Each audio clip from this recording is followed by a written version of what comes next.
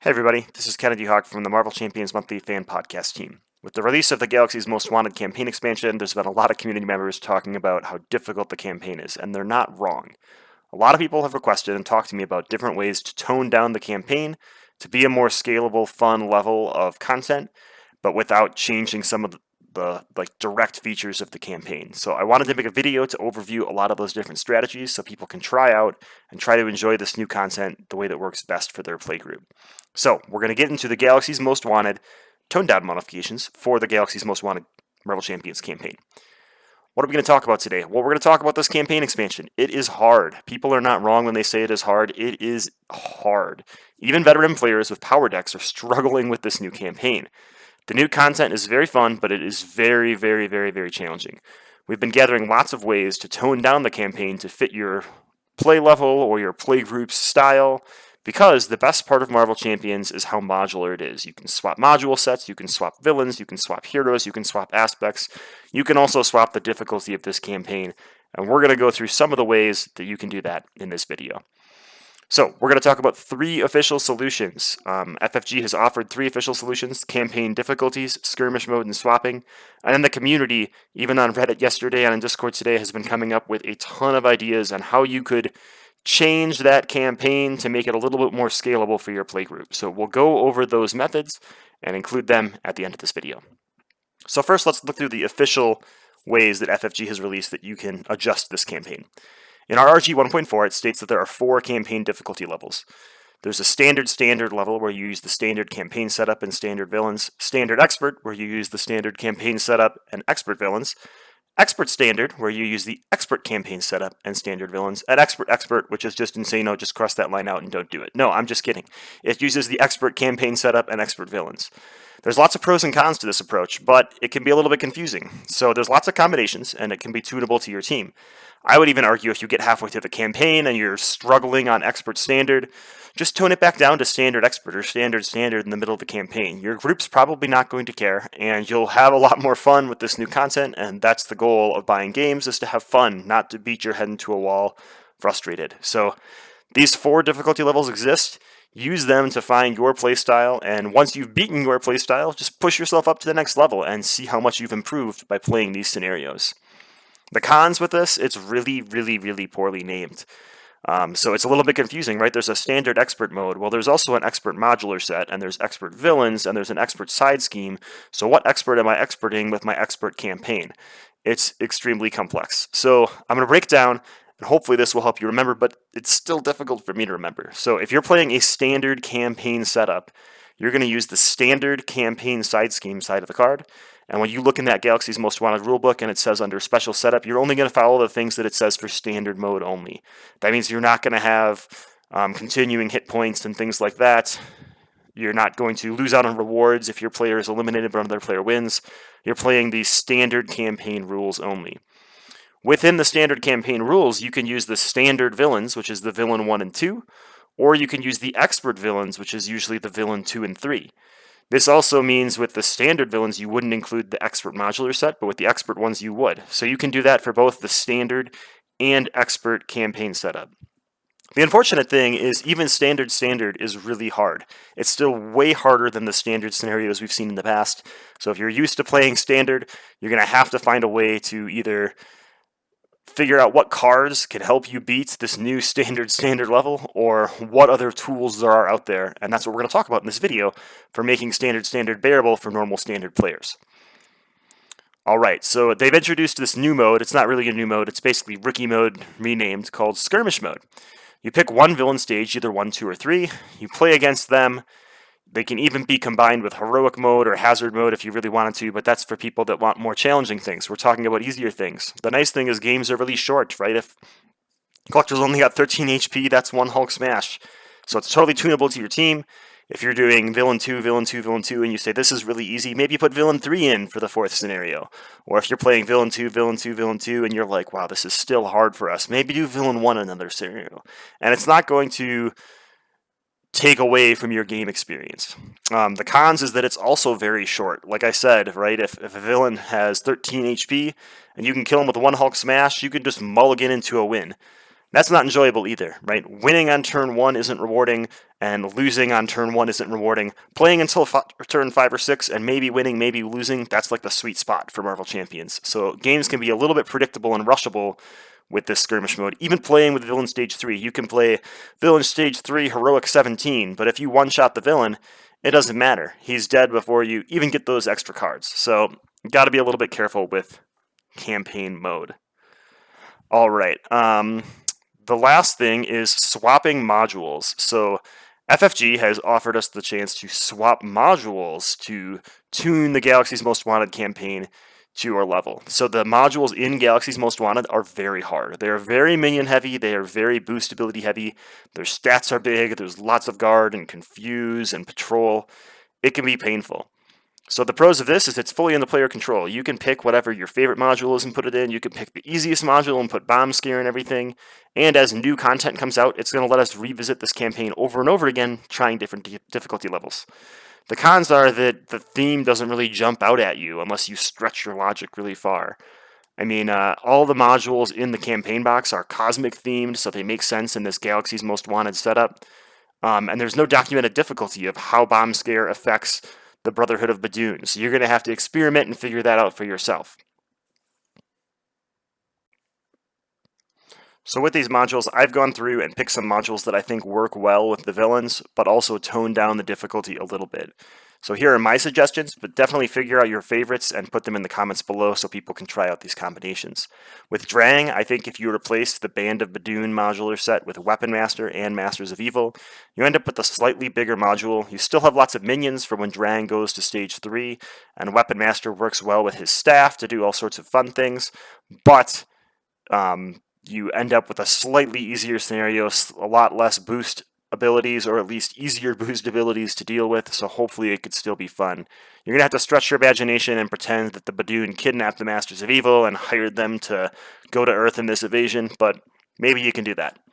So for the second scenario, collect or infiltrate the museum, I suggest getting rid of the Menagerie Medley and replacing it with experimental weapons and temporal. So temporal makes sense because you've got T-Rex and all these crazy things from time that the collectors have been collecting, and these experimental weapons that also can be very painful for the collection, yet not as painful as the ghosts and star sharks that occur in that menagerie. For a collector escape, again, I recommend removing the Menagerie Medley if you want an easier scenario. Add Under Attack and Bomb Scare. Bomb Scare still has some of those confusion mechanics that are in the Menagerie Medley, which can sort of like push the scenario to be a little bit challenging. But at the same time, the minions are way easier, the side scheme is way easier, so you're going to be dealing with more cards across these two modules, which is going to sort of dilute his deck, but also the cards are a little bit simpler for you, and they're available in the core set, which is pretty nice. For Nebula, you could replace the Space Pirates with experimental weapons and Master of Time. So these experimental weapons are going to add to Nebula's attacks, just like her techniques do. They can work very well with all these extra attack cards that Nebula has. And Master of Time just works well because there's lots of mini mechanics going on within Nebula, and you need some minions to go along with her. So having a big minion in Nebula to deal with could be an interesting, fun scenario. Finally, with Ronin, I replace Kree militants with Band of Badoon. I know this is funny. We removed Band of Badoon from Drang. We're putting them into Ronin. We still want Ronin to be a challenge. We just don't want him to be an Insano challenge that has 7 health patrol guard minions and all these nasty boost abilities. Band of Badoon still has its own nasty boost abilities, but hopefully they're ones that are manageable. So those are my recommendations. Make sure to put yours in the comments below. But now we're going to move on to community suggested improvements.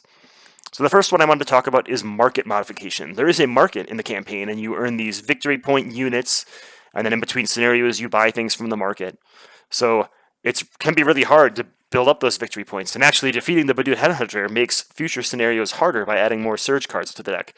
So getting units can actually hurt you in the long run, which is a little painful. One thing you can do is, it's usually like 6, maybe 7 units you can earn per scenario. When you win a scenario, instead add an extra 2 to each player's player count. So if you earned 4 units according to the game log, give yourself 6. That's going to let you get better market cards, which is going to upgrade your deck faster and make it so you can sort of keep up with this ramping scenario. Another suggestion some people have said is that when you lose, normally you would lose all those units and start the scenario over. Instead, when you lose, count up your units, visit the market, spend them, upgrade your deck, then go do the scenario again. And eventually you're going to have enough units or enough good cards that you're going to beat that scenario. And hopefully that's where your deck has sort of become balanced to defeat the villain. So you can move on to the next scenario without worry. So this one's a little bit more upkeep and a little bit more of a deviation from what occurs in the game, but I think it's a cool way to make it so you're just not grinding out these losses and being painful. You're slowly making progress by making your deck better. There's a lot of market upgrade cards, and I've seen some people suggest giving those upgrades the setup keyword, just like all the Rise of Red Skull campaign rewards had. So having setup on those means you're not going to have to pay their cost, you're not going to have to wait for them to cycle through your deck. All sorts of good things occur from that. Unfortunately, this is like quite a big upgrade. Like some of those Milano upgrades, when you purchase them, are insanely good. So if you're just going to give those to yourselves, you might find out that this is a little bit too easy for some people. So be a little bit weary with that one, but I think it's a good idea for people that want to try it out.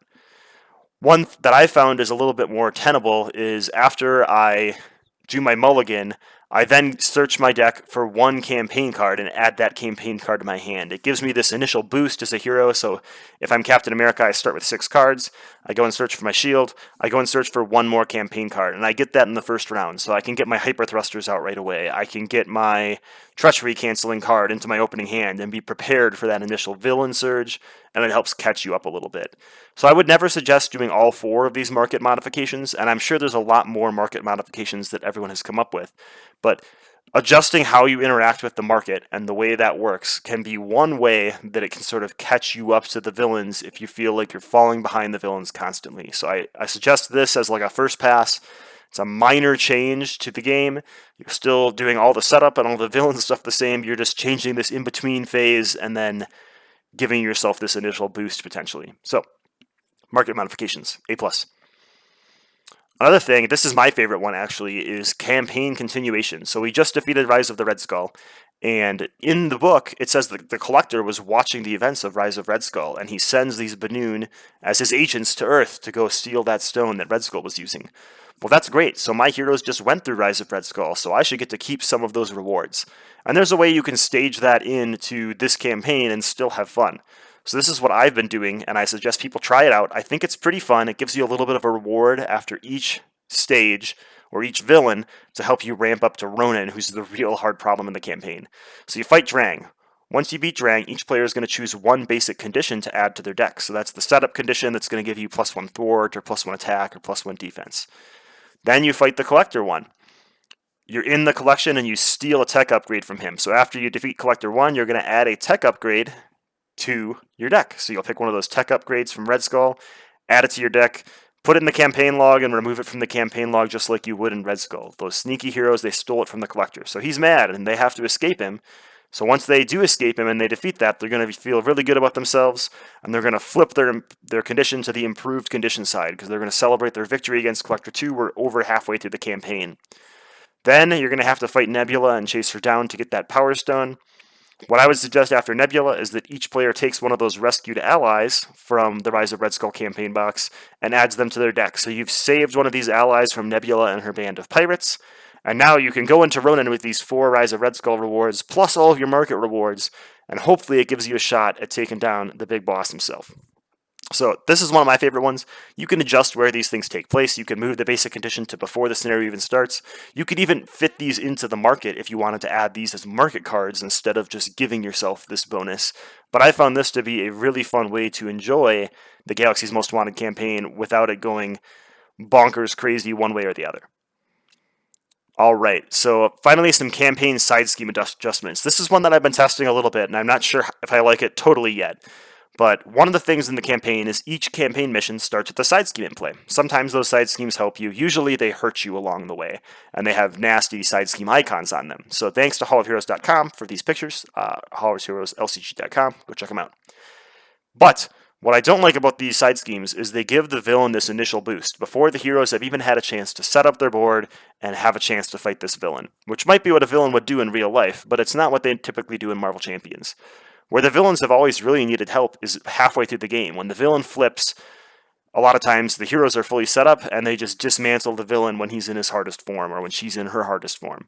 And that's a little bit sad, right? I would rather the villain get the chance to have this surge just like the heroes do halfway through the game and fight us halfway through. So what I'd recommend if you want to try this, it's a bigger departure from what normally goes on, is play the campaign.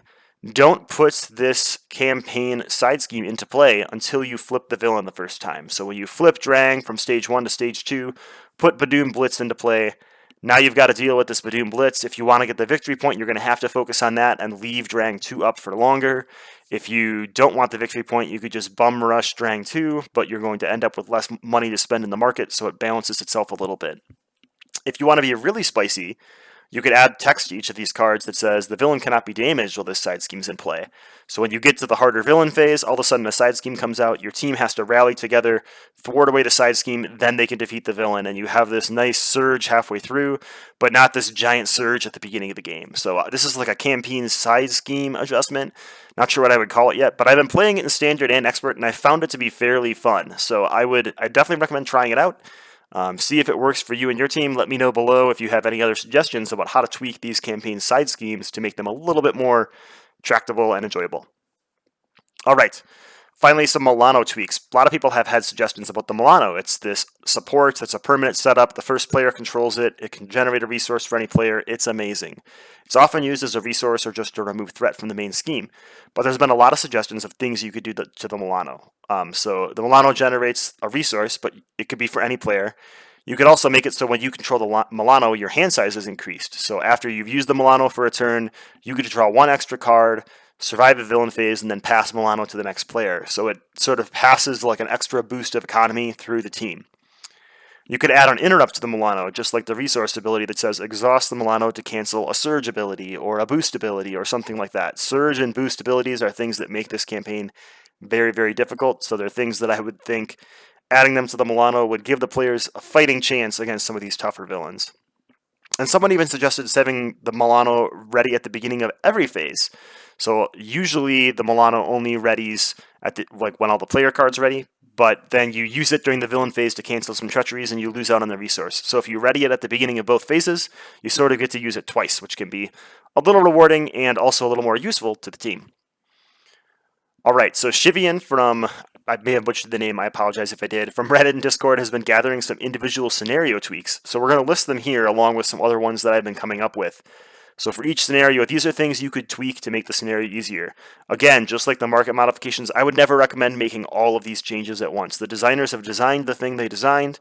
If you picked one or two of these changes to do on a scenario you're struggling with, it might make the game a little bit more enjoyable for you and still keep with the designer's true intent of what this mission was all about. So the Badoon ship, it normally fires at 4 barrage encounters. You could increase that to 6 barrage counters.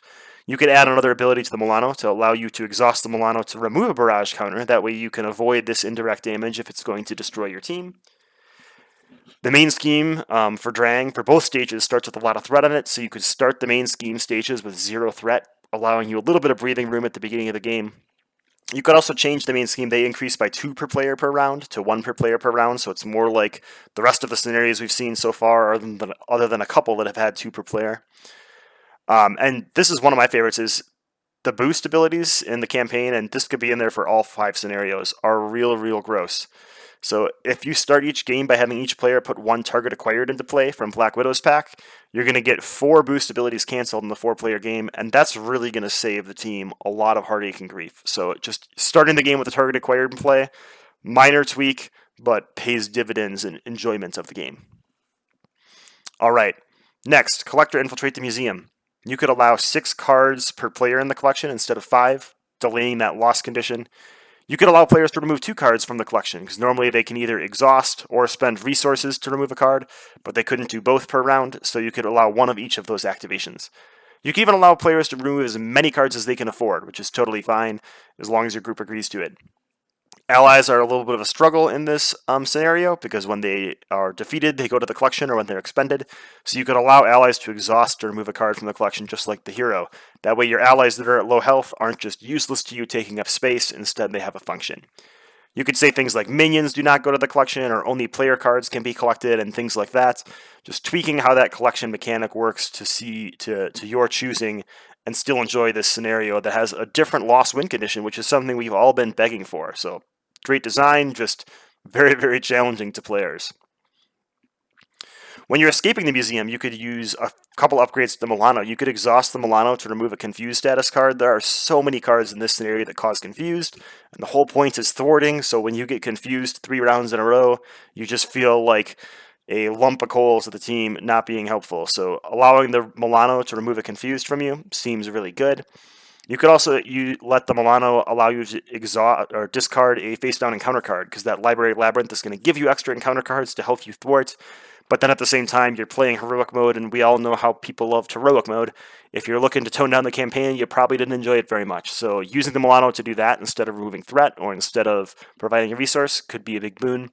And again, here, giving each player a copy of Target Acquire, when those ghosts come into play and confuse you, or when other things come into play and boost into confusing you, it's real painful. So if you can just avoid that by giving each player a Target Acquired, or avoiding it at the pivotal moment when it ruins your day, it could make this scenario a lot more enjoyable.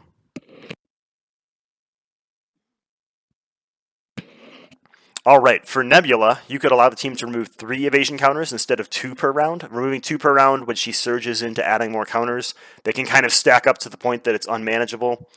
You could change the side scheme and treacheries that discard cards that make you search for a technique. Normally they reveal that technique. Instead, you could put it into play so that those techniques don't surge, which is real annoying. And you can move the interrupt on Nebula's ship to the end of the villain phase instead of the beginning of the villain phase.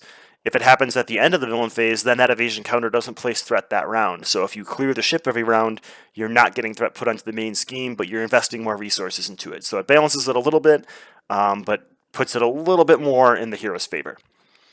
Alright, so finally Ronin, this is what you do. You lie down, you try not to cry, and then you cry a lot. No, I'm just kidding. Ronin is beatable if you make some small adjustments, and probably even if you run a super good deck with a million shuffles of Ronin and a million shuffles of your super good deck, you'll find a combination that can help you win. But here are some things you can do to play with the Ronin cards you purchased, still enjoy it, and have a shot to win. So the card Fanaticism that you can see here in this slide, that is the card that kills so many people. You have to plan for Fanaticism to beat Ronin. And there's not really any planning for it. You just need to draw it at the right time. So instead, you could start with 1 or both copies of Fanaticism in the encounter discard pile. This lets players build a board before Fanaticism gets shuffled back into the deck. Then, once you've built a board to try to deal with Fanaticism, it could come out and then you'll have to deal with it. But it gives the players a little bit of an edge. Another thing you could do is remove Surge from Fanaticism. That is a card that does not need to surge. It is awful enough without surging, so I would say if you removed Surge from that, no one would be upset. Again, all those Milano things we talked about earlier, exhausting Milano to cancel a boost, exhausting Milano to cancel a surge. If you add any one of those abilities in, it's going to make Ronin a lot more tractable. When you discard the universal weapon, it's supposed to shuffle back into the villain deck. Instead of dealing 2 damage to you and giving you an encounter card, you could do one or the other. That might be something that helps a little bit. You could even have it go to the discard instead of shuffling in if it's something that really gives your group heartache that you don't like to play with. Make the game fun. The power is yours, right? You could remove the Surge keywords from the Badut and Headhunter cards. Again, a lot of this has to do with Surge. Ronin has the uncanny ability to just surge through 7 cards in a row. So removing Surge from a couple cards that you know you're removing it from and have it documented ahead of time is going to make it really easy. I don't know what I did with this bottom bullet. I wrote it wrong. It was supposed to say each player starts the game with 1 copy of Target Acquired in play. Just like all those other scenarios, canceling those boost abilities on the Kree Militants and other things is going to pay dividends with Ronin. So just giving yourself that small boost, it's basically 2 resources at the beginning of the game, can just really make this an enjoyable scenario. Alright, so wrapping up with conclusions. Here's my answer. You want to make the campaign enjoyable? Do what you want. You bought the game, go enjoy it. You don't have to play by the official rules. You don't even have to tell people that you're tweaking the campaign. Just go play it and enjoy the game. You spent the money on it. You enjoy playing Marvel Champions, obviously, if you're watching this YouTube video. There's a ton of ways that FFG has given us to tweak the scenarios, but you can tweak them yourselves too. Trust me, no one's going to come to your house and police you and say, well, you didn't resolve that surge. People do it to me all the time in the comments, and I totally welcome that because it helps me play better, but I'm not going to police you at your kitchen table. FFG is not going to police you at your kitchen table. Play what makes the game enjoyable to you, your family, your friends, and your playmates. Galaxy's Most Wanted has a super fun story. It's great storytelling. They connected it to the old campaign narratively, but it is rough. There is no doubt that this campaign is harder than all of the previous scenarios that have come out. So find a way to make that box enjoyable, because we're going to be waiting quite a while for that next box, like a whole set of hero packs. So these are the scenarios we got for the time being. I would encourage you to not dwell on your losses, but learn, tweak your deck, and then tweak the scenario maybe a little bit, and then celebrate your wins. I put a picture of a little book here that I recommend people read if they're really interested in learning about how to learn from your losses and how not to dwell on your losses. It's called To Engineer is Human by Henry Petrorsky. So just something that I recommend some of my students read that people on the channel might read as well. So that's my wrap up. That is my thoughts on ways to tweak the Galaxy's Most Wanted campaign to make it a little bit more enjoyable. So hopefully you found something in here that's going to allow you to do it, or you found a reason to make fun of me and throw tomatoes in the comments. I encourage that as well.